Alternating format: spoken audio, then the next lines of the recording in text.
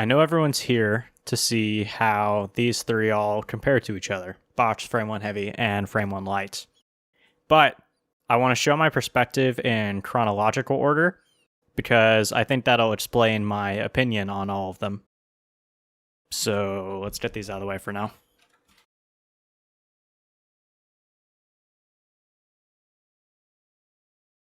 During my summer break from college in 2018, I decided to build my own box because I wanted to play some Melee and didn't feel like waiting for the official one to come out. This isn't actually the first one I made, because that one was so trash that I took all of its guts and made this thing immediately afterwards. Around the time I was working on this though, the official box was opening up pre-orders and it looked way nicer than mine. It was supposed to be way thinner. This thing's like 2.125 inches, really bad. All of the edges on this thing are like kind of sharp and disgusting. And this uses RJ45 for the GameCube connection, which this thing only lasts 1,000 cycles. So like plugging in and unplugging it, only 1,000 cycles, where the box uses USB-C, which lasts 10,000 cycles. So I went ahead and pre-ordered one in October of 2018, and then it arrived in March of 2019. As expected, the edges on this thing, they are really clean and smooth. They're all chamfered. The acrylic is chamfered, the steel case is chamfered, bottom panel, everything's really nice and smooth. This one's only about 1.36 inches thick. It's way thinner, which means this thing's way more portable, and it's actually a lot more comfortable to use as well, in my opinion. At least in my experience, when I use a thicker case, my hand has to be angled with my arm. This is obviously exaggerated, but it's more angled like this, where with a thinner one, it's a lot more flat, and I find that to be just way more comfortable. And yep, uses USB-C. Really awesome.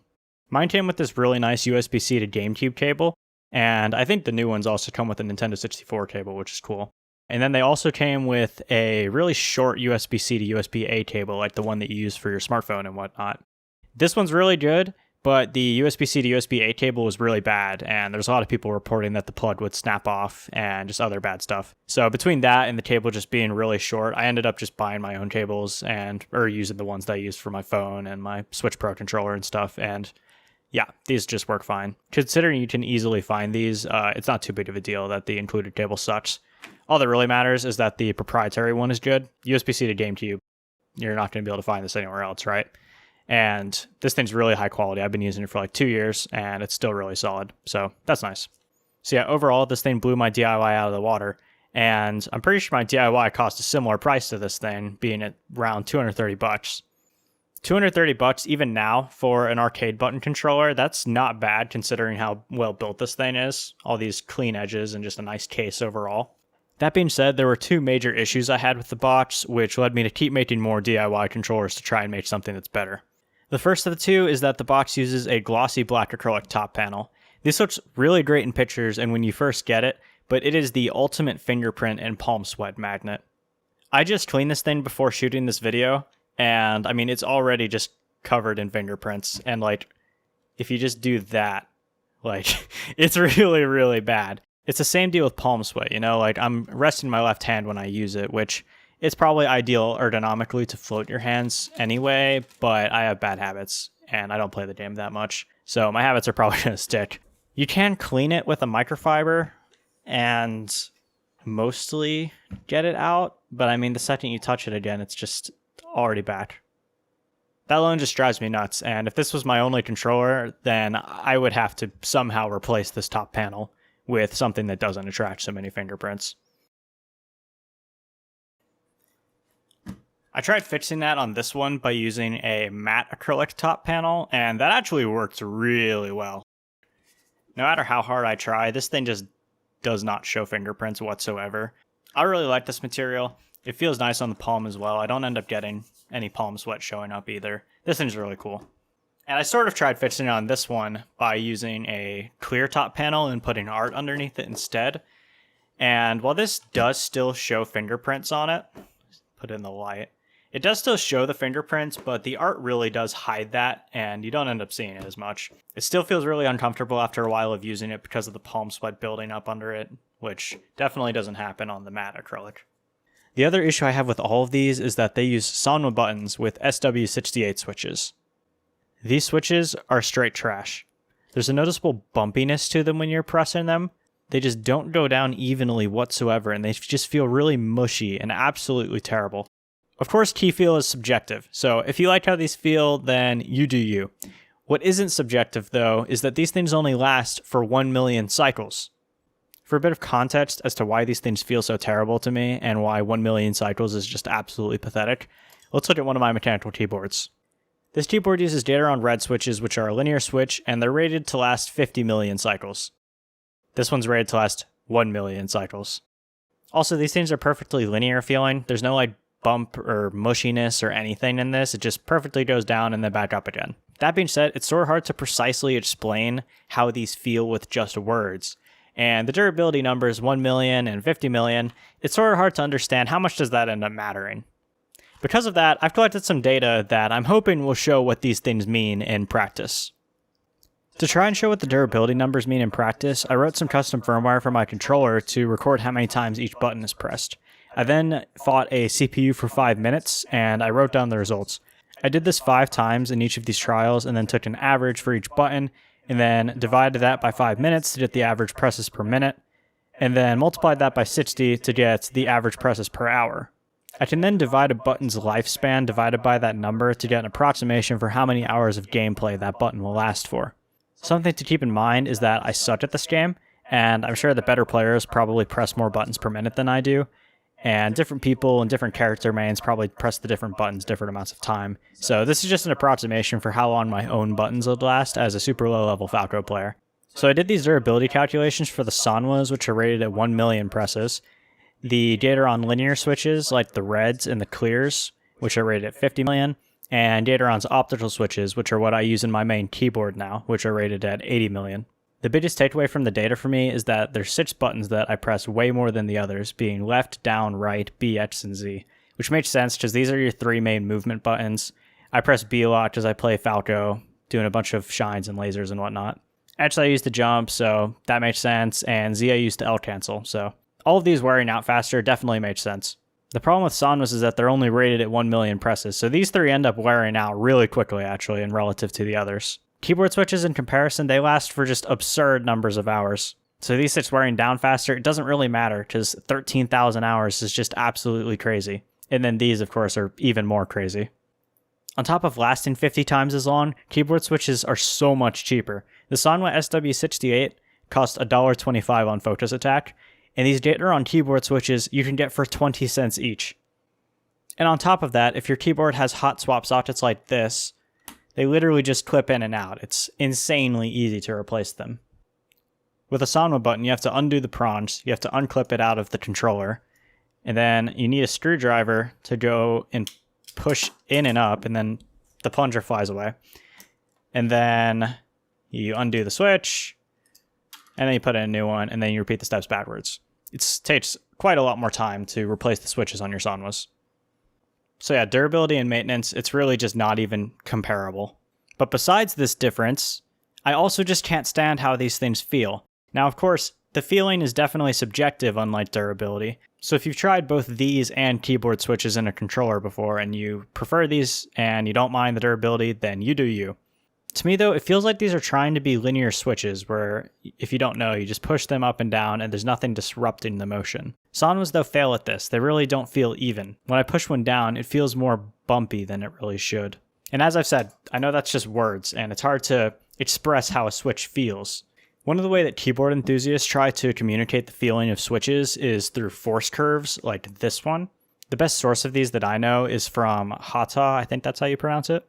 Seriously, go check out this site. I'll link it in the description, and you can find tons of different keyboard switch force curves. It's really awesome. How these curves work, in case you're unfamiliar with them, is that the x-axis represents the distance that's traveled along the key press. So like as you push it, you're moving along the force curve. And then the y-axis represents how much force that you need to apply at each distance in the travel. And as you can see for the reds, there's a very linear, straight path for the force. It just goes up and then back down. There's really nothing in the way of this besides a bit of noise here and there just because of imperfections. Unfortunately, as far as I know, no one with a really high-end force curve measuring setup has measured Sanwas before. Because of that, I got this force meter off of Amazon, and then I strapped it onto my 3D printer, which lets me move this arm up and down in 0.1 millimeter increments. I then made a spreadsheet and wrote down what the meter read at each increment to get force curves for the Sanwas and a few different keyboard switches as well. To see how accurate my force curve setup was, I went ahead and measured a Dataron red switch to compare against the existing curve. My meter only measures to the nearest gram, and my printer only goes in 0.1 millimeter increments, so it's definitely not as precise as this one, but at least the shape of the curve is pretty similar, so I think that my setup is at least accurate enough to get a general idea for what a switch feels like. Hopefully someone with a better setup will be able to make more precise graphs of Sanwas in the future, but this is what I got. This is a force curve I measured using a button from my box, which I haven't used that much.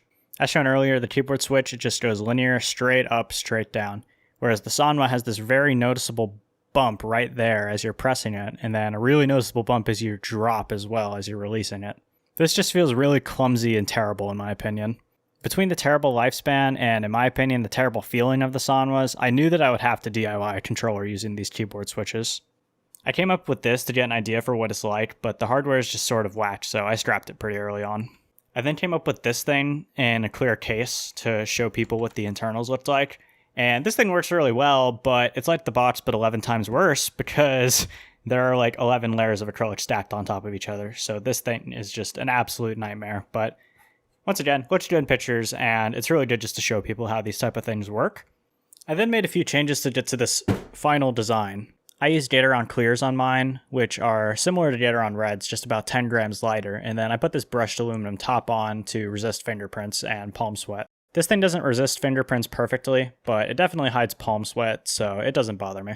I'm really happy with this thing. The only thing I would really change about it is if I could CNC it, I would get rid of all these rough edges that happens when you do laser cutting. But CNC in a case costs so much if you're trying to just do it as a one-off, so I stuck with laser cutting.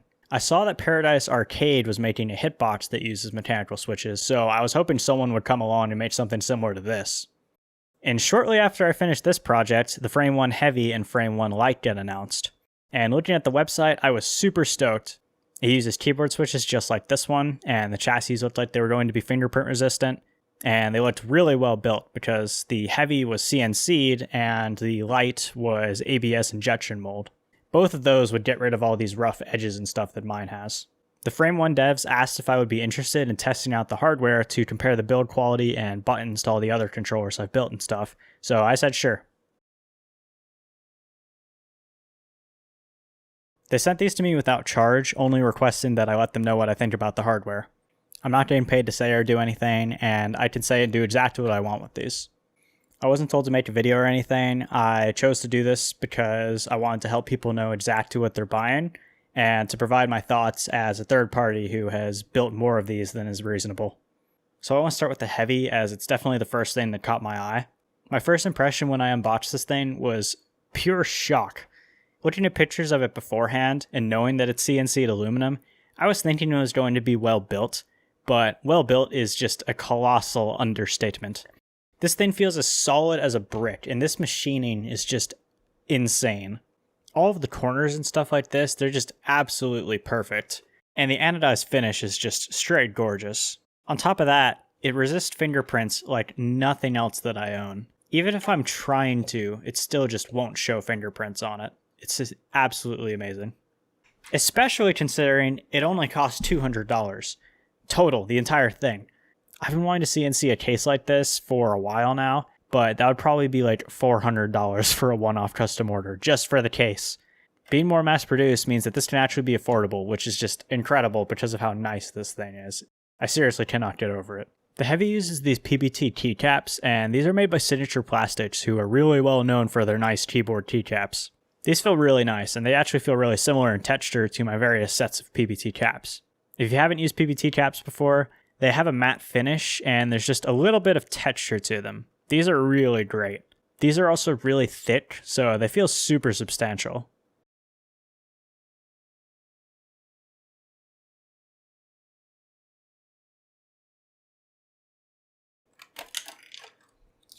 As for the switches, the Heavy uses Dataron's optical yellows.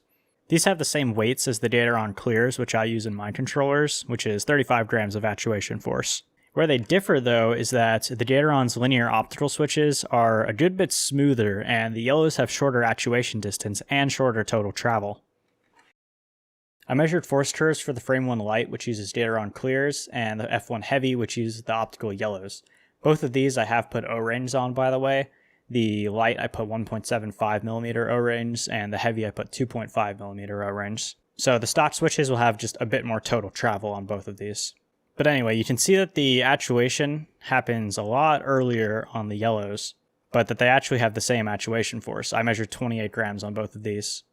Bringing back the Sanwa force curve, you can see these actually have pretty similar actuation and travel distances. So if you're used to Sanwas and you dislike that bumpy feeling, you'll probably really love these. These things feel so much smoother, more linear. They don't have that bump in the middle. And they're also a lot lighter as well. You can see the Sanwas really have a lot more force, especially at the top end.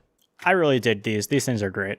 The actuation weight and the total travel distance and actuation distance and stuff, all this is pretty subjective. So what's pretty cool about keyboard switches is that you have different options which will change these different metrics. So the data on optical silvers, for example, will be just like this, but this will be shifted up a bit. It's just got a bit more force. And if you do optical reds, then it goes a bit further out and the actuation ends up like over here or something. So there's different switches out there and you can customize it if you really want to. I personally prefer the optical yellows. I've tried optical reds, clears, silvers, and yellows, and I definitely prefer these. But feel free to experiment, you might find something different. Now, I don't have the tools to be able to test this, but a possible advantage of optical switches is that they have a more consistent latency. I will say anecdotally that I recently switched from a normal contact-based keyboard to this optical one, and in my keyboard PC games, I really don't notice a difference. So, because I can't actually test how much of an effect there is, and from my own perspective in game, I see it as a potential benefit, but it's not one that would influence my purchasing decision for a controller or keyboard. Despite that, I still think these optical switches have a noticeable improvement, both in terms of the smoothness and in terms of the actuation distance. Both of those are very noticeable, and I really like both of those aspects. Moving on to the Light, it definitely didn't blow my mind immediately like the Heavy in terms of the feeling of it, and then I remembered it's only $120, which is just sick. And while it's not as insane as the Heavy, which in reality nothing that I own compares to it, this is still really, really nice. I've seen a lot of people memeing this thing because it uses a plastic case, which doesn't really make sense because some of the most renowned vintage keyboards in terms of durability, like the IBM Model M, they use a plastic case. In fact, I own quite a few keyboards that are built out of a plastic case. I had this 60% that I just found on Amazon. I got this one from Keycool, it's pretty good. And then I got this one from Varmillo. I think all of these have a steel plate, and they feel really sturdy, actually. Some of them might creak a bit if you like push them in the middle, or if you're like trying to flex them, but they're really fine. The Frame1 Light is bigger than any of those keyboards, and it doesn't have any of that. There's no flexing or creaking or anything to this thing. It's really solid. That's really impressive for a plastic case, especially one that's big like this. It's still got the super clean edges like the Heavy and the box have as well. And it also has a steel switch plate. This thing's really rigid, actually. Also, it feels really nice too. This plastic has like sort of a soft feeling to it. I don't have anything in the house that feels just like this. It's pretty similar to this matte acrylic, except like there's a bit more friction if you're like moving your fingers across it, I guess. I really did this texture. It's definitely no anodized aluminum, but to be quite honest, nothing is. I did it way more than glossy acrylic like on these two though. It's just not even close. The Light comes with these glossy ABS keycaps as opposed to the PBT ones on the Heavy, and I really like them.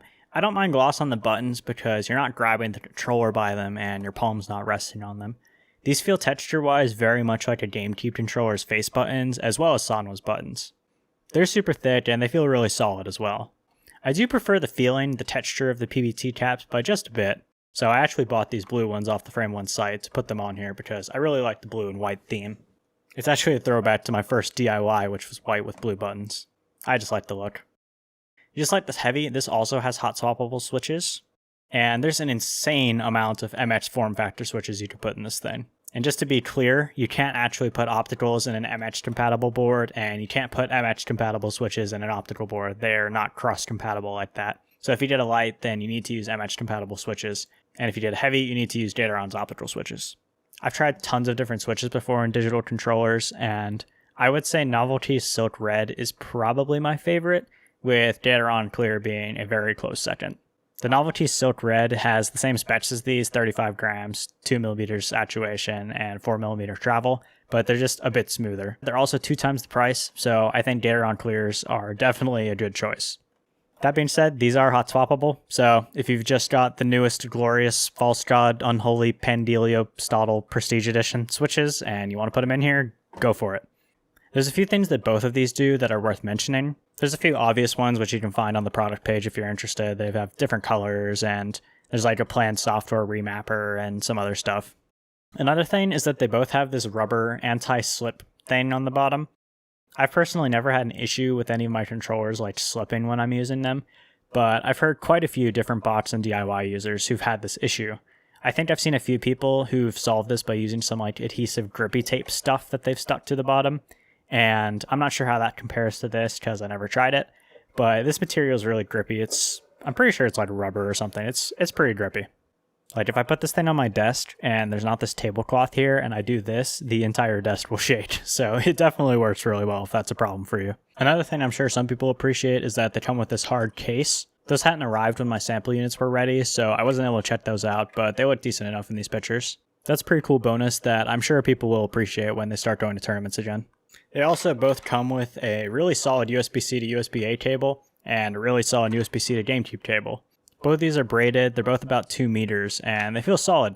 We'll see if they hold up over time, but they seem well built. The Frame1 claims to have a latency advantage of around 0.8 milliseconds over the box and DIY stuff, so I decided to put that to test using this clock circuit. This circuit will pulse on and off every 1.5 seconds, so if I send that pulse signal to the box and the Frame1's B button, I can have both of them select Fox, move right next to each other, hold down, and then send that signal so that they both just use shine over and over again. If the shines clank, they're functionally even in latency, and if one wins, it has a latency advantage. So I soldered up a few wires to the Frame1 Light to test this. I grabbed the B button signal, the 3-volt signal, and the ground signal. I would have had to do the same for the box, but I actually have this prototype circuit board, which is compatible with the box's firmware, so I use this thing instead. This board is functionally identical to the box though, so these results are still valid. I had the two Foxes shine each other for 10 minutes, which is approximately 400 shines, and the Frame1 got 7 wins, and the rest of the shines clanked. So yeah, it's a very small advantage on paper and in-game. I personally couldn't tell a difference in latency trying any of these, but I'm really bad at this game, so we'd really need to see like a top-level player try all 3 of them to actually see if they sense any latency. Anyway, something else you've probably noticed is that these things are really small. They're quite a bit smaller in all 3 directions. Here's the length next to a box, and the width. And they're especially really thin. If I stack them up vertically, you can see just how much thinner it is. These are like 0.9 inches, and this thing is like 1.3. Quite a lot thinner. I'm not a tournament goer, but I'm sure this extra thinness will be really nice for the people who are, because this will way more easily slide into a bag. The smaller length by width actually concerned me a bit before I got them, because I actually personally prefer to rest my left wrist, as I mentioned earlier. I thought just looking at it that there wasn't going to be enough space to do so like on the bottom and on the left side. Surprisingly though, even with this little space, I'm still actually able to comfortably rest my wrist on this thing. Something I am disappointed to see though is that the button spacing ended up being just like on the box. What I mean by that specifically is the gap between these 2 rows is the same. If you look at the box, these 2 rows are as close as they possibly can to each other. Like these buttons, these rims are just touching each other. And it's the same with these thumb buttons. When you use the keyboard switches, you don't have that lip around them, so you could actually move these things closer to each other if you wanted to. That's actually what I did on my GCC-MX, and I really do prefer this slightly modified layout. I find it to be just a bit more comfortable as it lets my fingers not move as far, especially my thumb. It's not the end of the world though. This layout is still fine that these things use, but I think that change is a bit better. I took apart all of these on my stream a little while ago to check out their internal build quality, and all of them are really good. The only issues I have with any of them is that the box's wiring harness is a bit too tight. Like if you try to remove that thing, it's just insanely difficult. And on the Heavy, the steel plate is really stuck in place, and you have to pull really hard to remove it. There's probably actually a similar amount of effort to removing the wiring harness out of this thing, which I've done before just out of curiosity. And doing either of those things is a very rare occurrence. Like removing the button harness, you would only need to do if your PCB fails. And the only reason you would need to move the switch plate out of this is if you wanted to like swap this case with another one. It is actually possible to swap the Heavy and the Light's cases if you wanted to do that. I have heard of people who wanted to use the optical switches, but they wanted like the pink light case, or they wanted to put their crazy MX hatch switches in the aluminum case. So if you do want to swap your case and someone local has the other one and they want to swap too, then you could do that. So that would really be the only time you would ever need to remove the switch plate out of this thing. That issue doesn't happen on the Light, but I do have a slight concern for this as well. Conveniently, I still have this open from when I was doing that latency testing. A concern I have with this is that these screw sockets in the Lights, they are made of plastic. They're just like part of the case. I would have preferred to see metal screw sockets in here, as those can be assembled and disassembled a lot more, as these plastic ones might wear out over time. But I've assembled and disassembled this thing a couple times and it still seems fine, so. Also, you never really need to take this thing apart in normal use since you can remove the keycaps and the switches from above. So it's not that big of a deal. So overall, all three of these things, they're built really, really well if you disregard the glossy acrylic, making me really annoyed. I'm really, really impressed by the new guy on the block. Even as an experienced DIY person who's made tons of them, I still could never make something as nice as either of these for that price. And as for the bots, it seems the devs at least realized that keyboard switches are ideal, as they just released a switch upgrade kit on their website for $70 to add the Gatoron clears that I use and the Frame1 Light uses into the box. That's really cool, and if you have a controller already with Sanwas in it like your box, I would say that's definitely worth doing. But if you don't have a digital controller yet, and you want to have the good keyboard switches in it, the F1 Light is $120, the Heavy is $200, and the box with that switch upgrade kit is $300. And that still, of course, doesn't solve the glossy fingerprint issue that I have with the box. I could probably solve that by getting a new like metal top plate laser cut, but that would be another $50 or so. So in terms of raw quality of life, to make this equal this, I would have to spend $230 for the box, $70 for the switches, and $50 for the top panel. And this just costs $200 out of the box. The only reason I could suggest getting a box is if you really want like a specific button color that is only available with Sanwas. So like I did this custom blue rim with a black button top. So you could do like clear buttons, and then you can install an RGB mod inside of it. There's a lot more open space in the box as well to do custom mods like that if you really wanted to. So if that's something you're into, then that is an option, but it would just be a really, really expensive option. And besides the like amount of space and the Sanwa color options and stuff, I really think both of these models just outshine this in every category. The chassis on both of these I much prefer to the stock chassis on here. If this panel had a matte finish, I would say I prefer this to this chassis, but as it is, I like this one better even though it's made of plastic. And then this one just thrashes both of them. It thrashes all the DIYs I've ever made. Like, you seriously just can't beat a CNC'd case. The only way to beat the CNC'd case is with a nicer CNC'd case, I think. And then of course, as I've mentioned, the switches are just a real deal breaker on this. The Sanwas they're just not good. If I bring back the force curves, there's just no comparison in my opinion. This like bumpiness, it just completely kills the feeling of these for me. On top of that, they just don't last, and you have to replace them frequently, and when you do so, it's expensive and time-consuming. As they even say on their website, that upgrade kit is an essential for dedicated box users. I totally agree. That upgrade kit's not cheap though, $70. So like, I could make this thing ideal for me for like $350. This thing is already ideal for me at $200, and then this thing is just laughing because it's $120. It still has amazing switches, and it feels really nice. So yeah, if you've wanted to try out a digital controller in Smash, but the price has been off-putting to you and you don't want to make a DIY, boom, $120. I would happily use this thing. It's got excellent switches, it's built really nicely, and it's even got color options for the case. If you don't mind spending the extra $80, $200 for something that's build is just god tier is totally worth it to me. I still just can't get over how nice this thing feels, and it's got even nicer switches. If you really want the color options that Sanwa provides, or you want to do some complex mods that require a lot of space inside, like RGB, and you don't mind putting up with the feeling of lifespan of Sanwas, or you're willing to pay an extra $70 to fix them, and you don't mind the messiness of glossy black acrylic, or you're willing to spend the $50 or whatever to replace that. Relative to other Sanwa-based fight sticks, $230 for something that has a nice case, this is pretty good. Relative to things that are built like a keyboard though, it just can't keep up in terms of the price to performance. I hope all of this helps people make a more informed decision about what they're buying. And if you have any questions about any of these, feel free to let me know in the comments or message me on Discord.